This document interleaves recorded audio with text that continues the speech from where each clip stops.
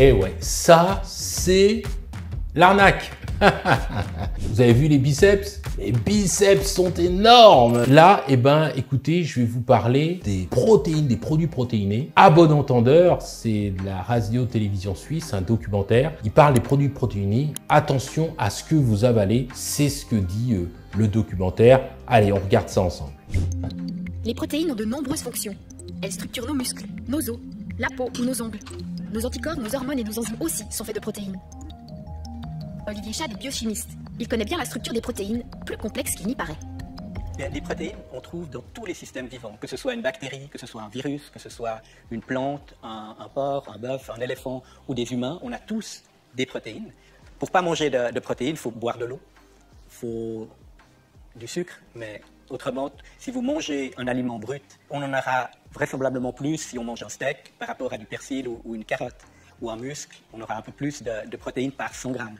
Mais ce qui est très important, c'est que vous voyez que les protéines, ce n'est pas que de la viande. Il y a des protéines végétales qui sont également très utiles sur le plan métabolique. Autre particularité, il y a des centaines de sortes de protéines différentes, mais elles sont toutes faites de 20 mêmes briques, les acides aminés. Ce qui distingue une protéine d'une autre, c'est l'ordre dans lequel sont arrangés les acides aminés. Alors effectivement, là elle vient bien de le dire, chaque acide aminé c'est comme une brique et en fait la façon dont on va associer ces acides aminés, ça va donner des protéines différentes avec des propriétés différentes. Et il suffit d'inverser, de changer un acide aminé pour complètement quelquefois changer la fonction d'une protéine. On ne va pas manger une protéine pour l'utiliser directement.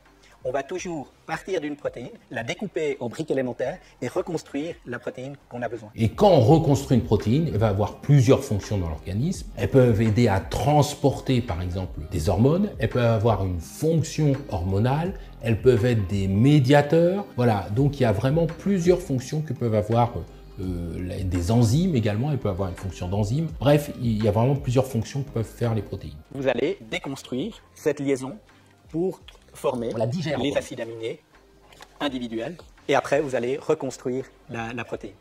C'est un processus qui prend du temps. En absence d'enzymes, ça prendra 1000 ans. Mais grâce aux enzymes que l'on a dans l'intestin et dans l'estomac, ça prend qu'une fraction de seconde. Au niveau qualité et efficacité, peu importe si on mange une protéine de poulet, de persil ou sous forme de poudre dans un bidon, puisque de toute façon, elle doit être réduite en acides aminés pour être utilisée. Pour être sûr d'avoir tous les acides aminés essentiels, il suffit simplement de combiner les aliments, comme une viande et un légume. Pourtant, de plus en plus, on nous fait croire que la seule solution, c'est le complément alimentaire. Capsules d'acides aminés, poudre de protéines. Internet et les réseaux sociaux regorgent de publicités toutes plus alléchantes les unes que les autres. Et ouais, ça, c'est l'arnaque. C'est de dire que les seules protéines qui vaillent, ce sont les protéines des compléments alimentaires. Or, vous l'avez vu, ces protéines des compléments alimentaires sortent du lait essentiellement. Ce sont des protéines de lait, tout simplement. Bidon, et hop, vous perdrez toute votre masse grasse. Un peu de cette poudre, et hop, vous serez le plus fort de la Terre. Seulement voilà, des poudres et des bidons, il y en a des dizaines de sortes et de marques. Un choix énorme, des listes interminables d'allégations. De quoi être complètement perdu. Comme quand on est entré dans ce magasin spécialisé. Pourtant, mieux vaut ne pas se tromper au moment de prendre son bidon. Certaines de ces poudres sont destinées à perdre du poids, d'autres à prendre de la masse. C'est pas tout à fait pareil. La star ici, c'est la whey protéine. Whey, ça veut dire petit lait en anglais. La whey, c'est la poudre de protéines de lait. Celle qu'on produit chez Crémeau, qu'on retrouve dans les glaces ou les Snickers. Donc là, en fait, on dit bois 100% whey protéine. On n'a pas 100 grammes de protéines par 100 grammes, c'est juste que la protéine qui est dans le pot, c'est que de la whey protéine, il n'y a pas d'autre mélange. Si vous voulez prendre de la masse, les protéines pures, ça n'est pas le bon produit. Il faut des poudres auxquelles on ajoute du sucre et pas mal d'autres choses. Elles sont beaucoup plus caloriques, les mass gainers. Donc là, on est dans des produits qui sont vraiment pour la prise de masse, la récupération, la performance, ce qui va différer. Vous regardez le pot qui a quand même un marketing particulier. C'est un pot noir, gros, volumineux. On a l'impression que c'est un bidon qui va servir à mettre de l'énergie dans un véhicule, dans une voiture, dans un camion, dans voilà, quelque chose, ou dans un avion, quelque chose qui est voilà, très puissant. Donc on voit bien qu'il y a quand même une dimension marketing importante. Les choses dans les gainers, c'est simplement le ratio qu'on a entre le sucre et les protéines. Les poudres Et de bien sûr, le vendeur a des biceps assez gros. protéines, c'est aussi tout un vocabulaire intéressant qu'il faut décrypter. Créatine, caséine, isolate. C'est toujours de la whey protéine, mais cette fois, c'est de l'isolate. On va extraire plus de protéines, enlever des sucres et enlever des graisses. Vous avez vu les biceps? Les biceps sont énormes, s'il vous plaît, voilà. Et donc ça, évidemment, pour vendre, ça c'est important d'avoir, là aussi, ça fait partie de l'élément marketing. Donc ça va être des protéines qui coûtent plus cher que de la whey protéine. L'isolate est plutôt pour les gens qui sont plutôt en guillemets, qui veulent perdre du poids, qui veulent sécher et s'affiner, parce qu'on va limiter au fait les apports de sucre et on va limiter les apports en lipides. Selon la pureté de la poudre et le type de protéines utilisées, la digestion se fait plus ou moins vite. Attention aux mauvaises surprises intestinales. Depuis quelques années justement, les poudres de protéines se sont aussi mises au vert. Dans la gamme des produits, on a des gammes végétariennes qui viennent maintenant, donc en fait on a beaucoup de gens qui hésitaient à prendre des protéines animales, maintenant peuvent s'orienter sur les protéines végétariennes. Effectivement, parce que c'est ce qu'on disait tout à l'heure, les protéines végétales ont aussi des propriétés. Et donc là, évidemment, le marketing s'est mis à la page.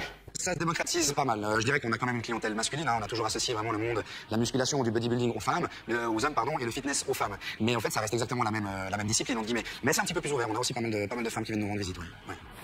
Depuis quelques temps, Gaëtan voit arriver au magasin une nouvelle clientèle, visiblement influencée par certaines stars d'Instagram. Si je viens ici, admettons que j'ai 15 ans, j'ai vu un type sur Instagram qui est très musclé, j'aimerais faire la même chose. Vous me dites quoi? Qu'il arrête les réseaux sociaux et puis qu'il s'entraîne déjà à mon avis pour lui-même. En plus 15 ans, je dirais qu'on est encore dans un âge où on grandit, il y a encore des choses qui se passent au niveau hormonal, donc je dirais qu'il faudrait quand même se méfier parce que des prises de masse trop importantes, consommer trop de produits comme ça, c'est peut-être pas forcément le but à cet âge-là en guillemets, je pense. Vous vous souvenez des acides aminés? Ces 20 petites briques qui constituent chaque protéine? Ici, elles s'affichent partout. Elles ont même leur boîte dédiée. Des compléments inutiles puisque chaque aliment ou presque contient des acides aminés.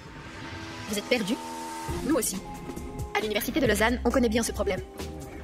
Pas trop d'hyperextension au niveau de la jambe pour les gros. Ici, on fait de la prévention auprès des étudiants, tant en matière de compléments alimentaires que de bonnes pratiques d'entraînement. Ce qu'on remarque souvent, c'est qu'il y a beaucoup de mauvaises connaissances sur ces choses-là. Les gens, ils sont un peu perdus entre tout ce qu'ils peuvent trouver sur les réseaux sociaux ou la communication qui peut être assez agressive des fois. Clairement, en ce moment, on voit très souvent les jeunes masculins qui stimulent biceps ou pectoraux, puis du coup très isolés sur une partie du muscle, ils oublient ces exercices qu'on pourrait faire en chaîne globale. On voit ces personnes qui viennent. Alors là, les exercices en chaîne dont il parle sont absolument essentiels. Ce sont ces exercices-là qui permettent justement de donner de la force et de protéger notamment l'axe du corps, les articulations, la colonne vertébrale. Donc ça, c'est vraiment absolument essentiel. Et puis souvent, ce qu'oublient les gens aussi, c'est de travailler le bas du corps. Avec un bidon ou un shaker protéiné ou autre. Mais souvent, quand on discute avec eux aussi, on voit un décalage où ils respectent pas finalement les éléments importants pour favoriser de la prise de masse ou de la perte de poids par rapport aux compléments qu'ils prennent. Pas facile de s'y retrouver au milieu de tous ces compléments alimentaires. Ni pour les amateurs, ni même pour les sportifs d'élite. Nathalie Farpour-Lambert est pédiatre, spécialiste en médecine du sport et nutrition. Elle conseille de nombreux sportifs comme Naïma, une jeune espoir du tennis. Oui, je vois, c'est là où tu poses la question. La légende dit qu'il ne faut pas commencer la muscu trop jeune pour ne pas interrompre la croissance. C'est faux, j'imagine. Oui, c'est-à-dire que ce qui pourrait interrompre la croissance, c'est si par exemple il y avait des apports nutritionnels insuffisants, un apport énergétique insuffisant, un déficit énergétique ou un déséquilibre justement dans le ratio protéines, masse grasse, etc. dont on parlait. C'est ça qui va influencer sur la croissance. Mais sinon, le fait de faire du sport n'interrompt pas. Et puis dernière chose, c'est évidemment si il y a du stress psychologique, des troubles du sommeil, des troubles de la récupération, ça aussi ça peut influer sur la croissance. Donc bref, si on fait le sport de manière non physiologique.